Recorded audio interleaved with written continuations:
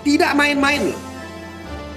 Kebijakan seorang kepala negara itu nggak main-main. Apapun bisa jadi lost doll. Kalau seandainya Pak Anies ini jadi presiden, orang-orang yang di sekelilingnya ini ingin menumbuhkan bibit-bibit radikal, selesai. Apapun caranya. Kenapa presiden bisa tunjuk kok? Presiden bisa setting Polri. Presiden bisa setting TNI. Ini asumsi saya. Dengan kekuatan-kekuatan, dengan telunjuk-telunjuk saktinya sebagai seorang kepala negara. Seorang presiden bisa gunakan alat-alat negara. Oh, jangan macem-macem. Jangan main-main. Kebijakan semuanya ada di presiden sebagai eksekutif.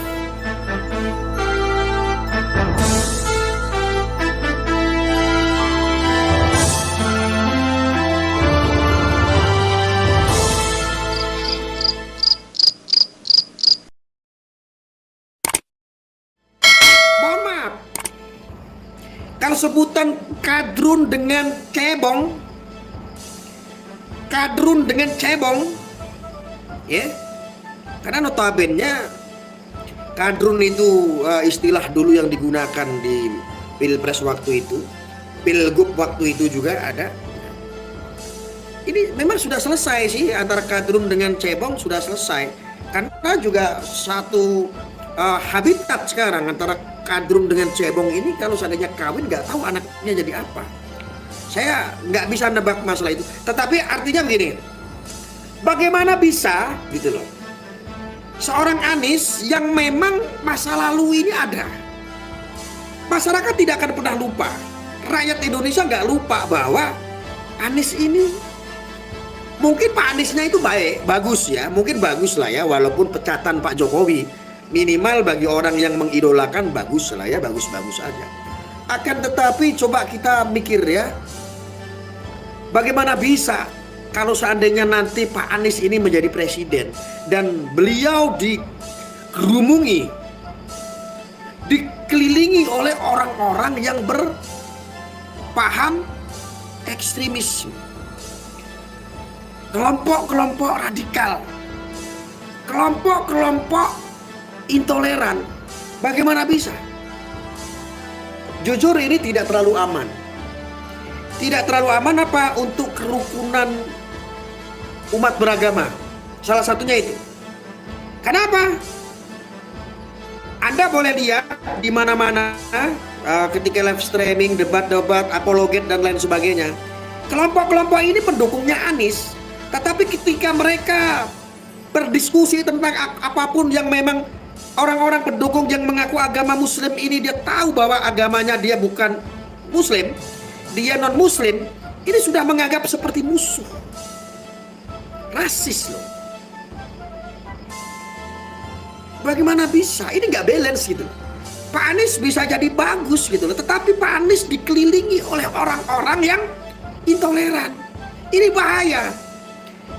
Orang yang mengelilingi Pak Anies inilah ketika ada deal-deal untuk memenangkan beliau menjadi seorang presiden, tuntutannya akan sangat luar biasa. Bagaimana ketika seandainya ormas-ormas terlarang ini dibangkitkan lagi, hidup lagi? Habis sudah.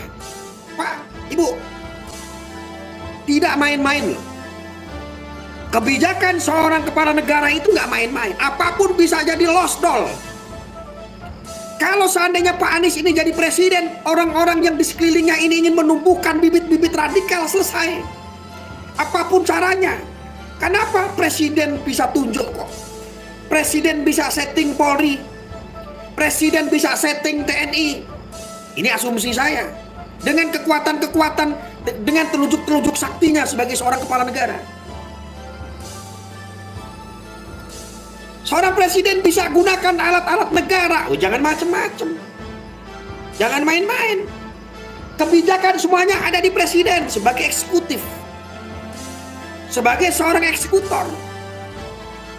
Ini untuk mengelola negara, nggak main-main. Nggak main-main, bro.